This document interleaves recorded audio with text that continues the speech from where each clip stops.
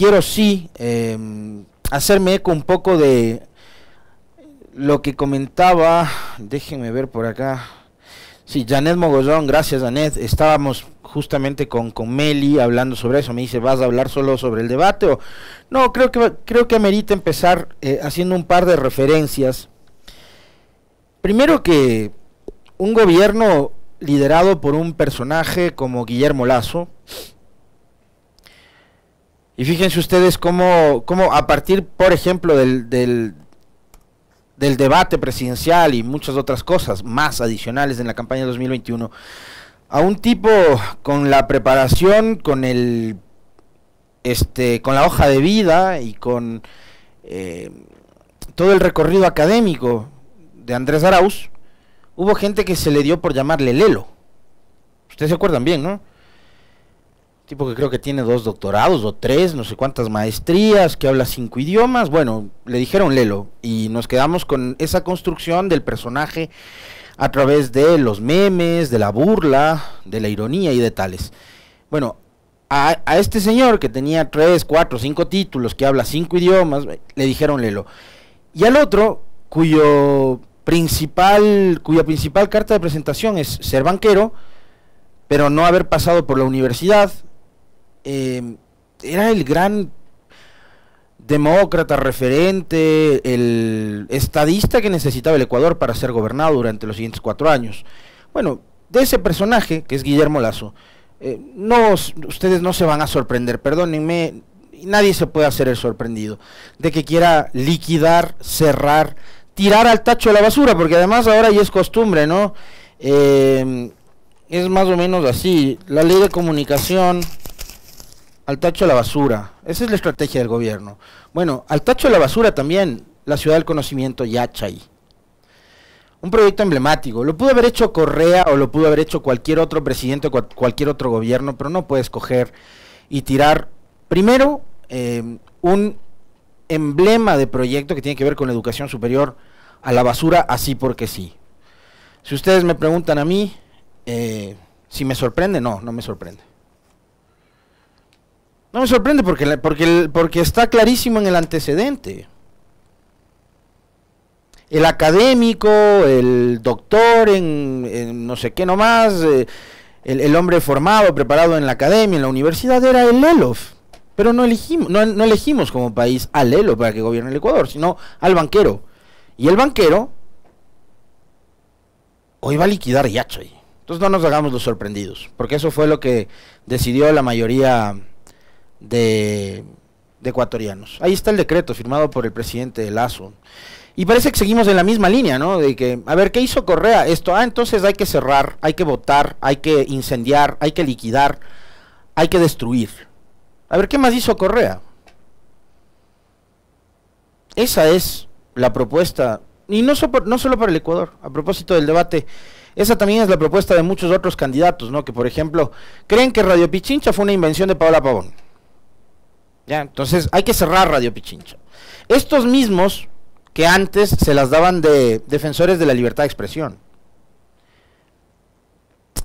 Si yo mañana me voy de acá, radio en la que además yo no formo parte de la nómina ni cobro un sueldo, me pongo un portal digital y voy a opinar y voy a decirte lo mismo que digo ahora, que trabajo aquí, que estoy aquí, que era lo mismo que decía en los medios de comunicación en donde trabajé antes. Te voy a decir lo mismo. No va a cambiar mi forma de pensar. Pero es la línea, ¿no? A ver, ¿qué más hizo Correa? ¿Qué más hizo la Revolución Ciudadana? Bueno, no sirve, hay que votar, ¿no? Porque además, vamos, como no se les ocurre nada, como no tienen ideas, como lo que decía hace unos días atrás Javier Flores en este espacio. Cuando careces de argumentos y cuando no tienes inventiva, ni imaginación, ni nada por el estilo, es un gran negocio ser anticorreísta. Eso decía Javier Flores. Yo suscribo totalmente sus palabras.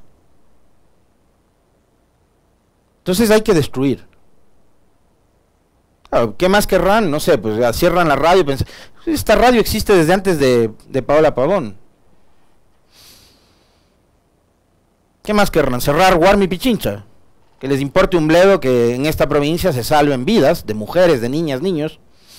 Entonces, como Guarmi Pichincha hizo la prefecta de la Revolución Ciudadana, para cerrar la puerta, ¿no? No podemos permitir que sigan en marcha proyectos que son nacidos en la Revolución Ciudadana. Bah, de locos. Algunos, no todos, por supuesto, porque fue interesante escuchar en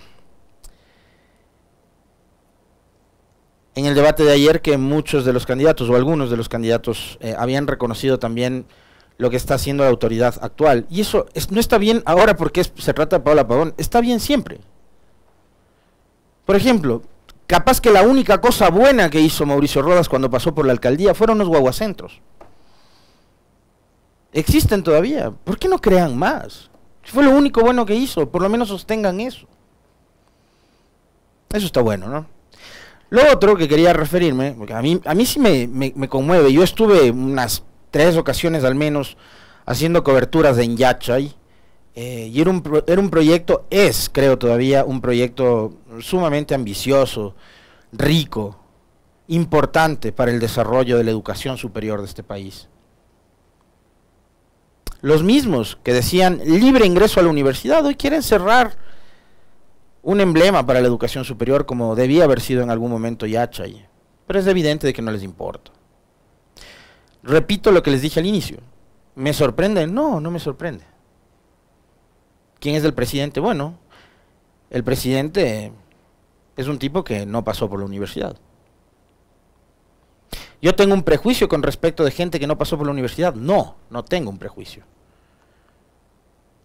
No tengo un prejuicio con gente como Lula, por ejemplo.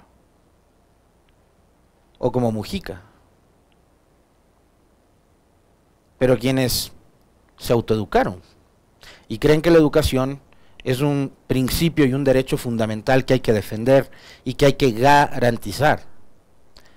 Ellos seguramente, me refiero a la gente como el presidente Lasso, su entorno, las derechas que lo defienden y que creen en el modelo de Lasso,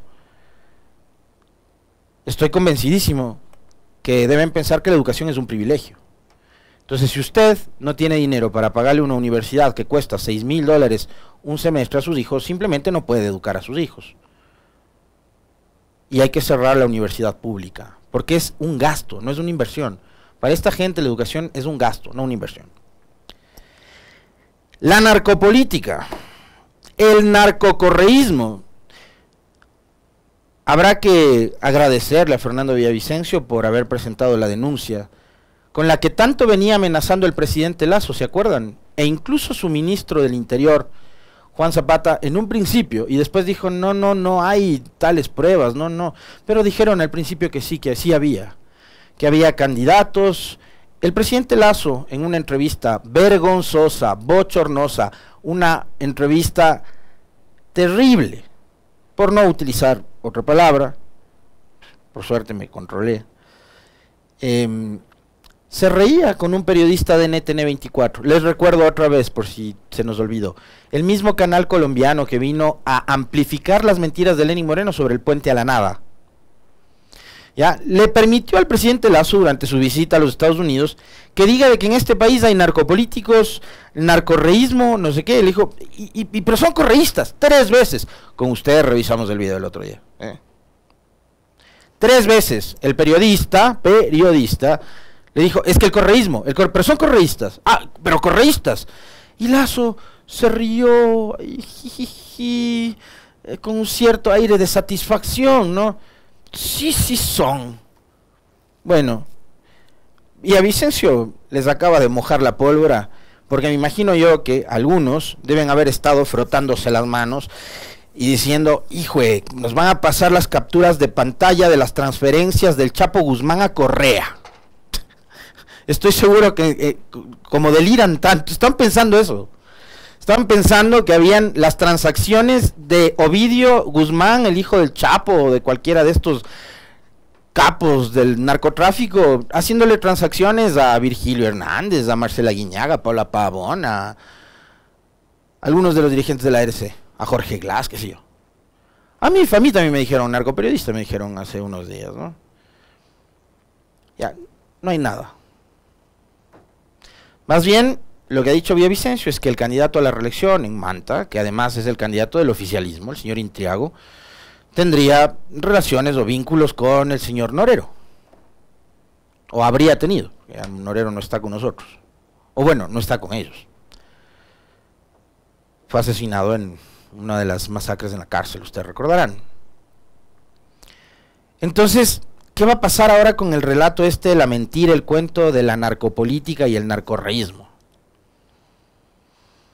¿Van a seguir repitiendo las mismas y las mismas mentiras? Yo esa vez me acuerdo que les decía a ustedes, ¿cómo puede ser posible que un presidente al que el narcotráfico y el crimen organizado se le paseen las narices y no hace nada, porque tiene una tarea de inútiles encargados de la seguridad, se dé el lujo de reírse en una entrevista en un medio internacional cuando se habla de narcorreísmo, de narcopolítica y demás? Yo, presidente, me dicen que en mi país hay narcopolíticos, yo ese rato por lo menos me contrarío, pues, pero no muestro una cara de felicidad, ¿no? Es que es una estupidez, perdónenme, pero es una estupidez.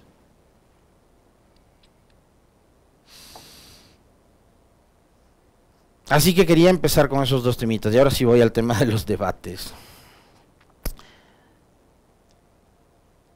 El debate político es una herramienta fundamental en el afán de construir, de ampliar, de fortalecer y de avanzar hacia estados cada vez más democráticos.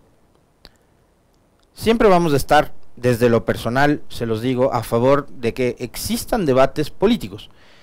Debates bien entendidos, bien organizados, bien preparados, bien entrenados, en donde se confronte con ideas, no con ataques, y con ataques burdos, con ataques machistas, con ataques misóginos, como por ejemplo los que utilizó el candidato del gobierno, de Creo, del partido del señor Lazo, el señor Del Pozo, durante la puesta en escena de ayer en contra de la actual prefecta, Paula Pavón. Coincido con el analista Esteban Ron con respecto de que en realidad las dos candidatas mujeres del primer grupo fueron las que más destacaron. Y ahí valdría la pena profundizar un poco sobre el esquema este. Yo les decía, creo que el debate está bien, que a la democracia le viene bien los debates, pero hay que ver cómo se debate, en qué tipo de formato se debate y cuándo se debate. Ayer 17 provincias vivieron una experiencia similar y estaban en cada una de esas provincias mirando o escuchando o viendo lo que estaba pasando con respecto de los debates de sus candidatos en sus jurisdicciones. Como está planteado el formato que ha propuesto el CNE, a mí me parece que si bien puede ser una experiencia que sirva para que los ciudadanos conozcan a los, primero que conozcan a los candidatos, porque seguramente habrá muchos candidatos, que además hay una cantidad abultada de candidatos para cada una de las dignidades, sobre todo en provincias como Pichincha, como Guayas, ciudades como Quito, como Guayaquil. Recordarán ustedes que, por ejemplo, el Cantón Rumiñahui y acá en Pichincha fue el que tuvo el récord de candidatos a la alcaldía en las elecciones del 19, fueron, me parece que 22 en total. Tiene una cantidad de candidatos importantes. Y muchos de ellos no tienen reconocimiento ciudadano. Entonces, estos espacios sí, además se transmiten en cadenas de radio y de televisión, sirven incluso para que ustedes, para que nosotros, los ciudadanos y los votantes, conozcamos a los candidatos. Pero más allá de identificarles el rostro, la voz, su partido, etcétera, el debate tiene que servir para que se conozcan sus ideas, sus propuestas, sus planes, etcétera, etcétera, ¿no? Y claro, en este caso han decidido, por ejemplo, hablando específicamente de Pichincha, yo les soy sincero, el único debate que seguí ayer fue el de Pichincha. Digamos que de alguna forma tuvimos la suerte, a diferencia de en otras jurisdicciones, de tener en el primer grupo a por lo menos 2 de los candidatos que están liderando las encuestas que han circulado. Paola Pavón en primer lugar, Churuchumbi en segundo. Y lejos, mucho más lejos, el señor Del Pozo. Pero son los 3 que van primero en las encuestas. Y la señora Hidalgo, que ahora mismo está en pantalla, que digamos están ahí, ¿no? Los 3, 4 que no es que lideran, pero que van en las tendencias primeros. Sí, Paola Pavón y Churuchumbi encabezan todas las mediciones. Y en el otro grupo, y no voy a menospreciar, ese no es mi estilo, pero estaban los candidatos que tienen menos de 2 puntos de intención de voto. Entonces, el segundo grupo, incluso para algunas personas, me decía alguien conversando con respecto de la transmisión de determinados medios de comunicación que se estaba monitoreando en lo digital, cuando terminó el primer grupo de debate en Pichincha, las transmisiones se desplomaron, porque ya no les interesaba a las audiencias escuchar a los 6 candidatos del siguiente o último grupo. Y eso creo que da cuenta de lo que les acabo de mencionar, de que digamos, fue de alguna forma bueno que los candidatos que están liderando las encuestas se enfrenten en el debate del primer grupo. Ahora, ustedes pueden reflexionar, pensar, cuestionar el hecho de que es muy temprano, desde mi particular punto de vista y humilde punto de vista. Cerrando la primera semana de campaña, a mí me da la impresión de que es demasiado prematuro el debate. Todavía los candidatos, me imagino yo, estarán no tan enganchados ni tan enchufados con el tema del chip de la campaña, a pesar de que muchos de ellos son políticos muy experimentados, ¿no? Gente como Paola Pavón, que tiene varios periodos como legisladora, ha sido ministra, ahora es prefecta, ha sido política desde la adolescencia, el señor Churuchumbi, que ha sido 2 veces alcalde de Cayambe, Del Pozo, que ha sido 2 veces concejal en Quito, etcétera, ¿no? Y habrá otros que a los que les cuesta un poco más. Hubo una candidata, por ejemplo, en la provincia de La Suay que se complicó en su salud, porque obviamente estas cosas también generan estrés, ¿no?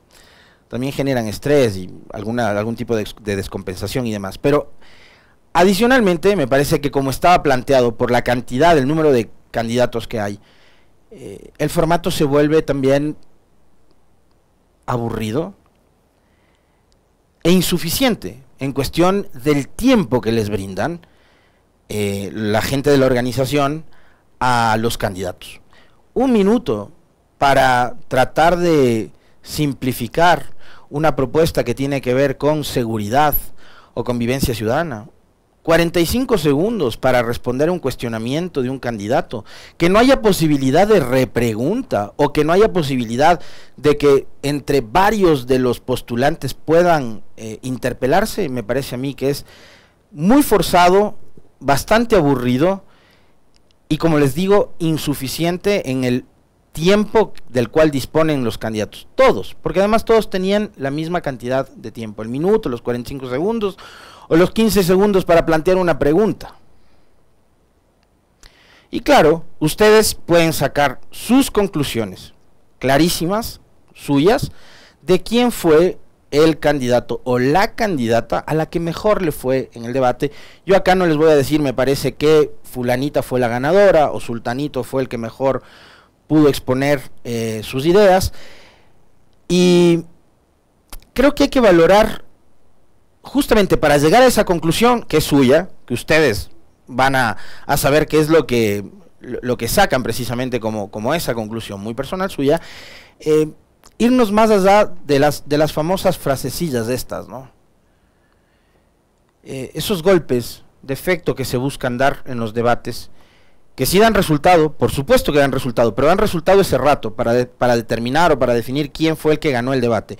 Andrés, no mientas otra vez, 20 veces, 40 veces lo repitió Lasso. Hubo una estrategia muy bien preparada para grafitear todas las ciudades y colgar telas con grafitis en todo el país de Andrés, no mientas otra vez, y la gente se quedó con eso.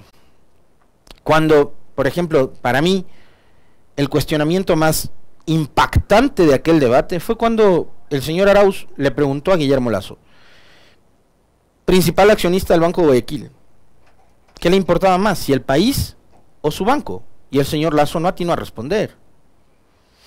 O respondió tarde, o se demoró en responder, o pensó demasiado cuando estaba en juego la elección presidencial. Entonces, esas frasecitas de el chistecito y no sé qué, después pensemos en cómo nos fue posterior a, ¿no?, en esto que los expertos llaman el famoso post-debate, que es de las cosas que más le importan a los equipos estratégicos y de preparación de cada uno de los candidatos. El post-debate a partir de este tipo de golpes de efecto, que ayer no hubo. Pero probablemente alguien se puede quedar con, por ejemplo, el absurdo de mostrar el tobillo del señor del Pozo y hablar de un grisete que ya no existe, que es una mentira. O con lo que pasó en el grupo de después, cuando el candidato del Partido Social Cristiano, a quien yo no le voy ni siquiera a mencionar, habló de esta radio y de los periodistas de esta radio, diciendo una mentira con respecto al famoso, a la famosa deuda, supuesta deuda de pago de pensiones a mi hija, que es la persona más importante que hay en mi vida. Es una mentira. No existe la deuda. Que además, digo, yo no, finalmente no soy actor político, yo no soy candidato, no estoy de candidato ni a prefecto ni a alcalde de Quito. No tienes que pelearte conmigo, tienes que demostrar que quieres hacerlo mejor por Pichincha, no demostrar que me odias. Tú para mí no existes. Y la gente está esperando escucharte qué vas a hacer en temas de seguridad, qué vas a hacer en temas de riego, qué vas a hacer en temas de empleo, de productividad, qué vas a hacer con respecto de la vialidad de Pichincha. No, ¿qué vas a hacer con el Alexis Moncayo? Pero eso es una barbaridad, pero eso pasó, ¿ya?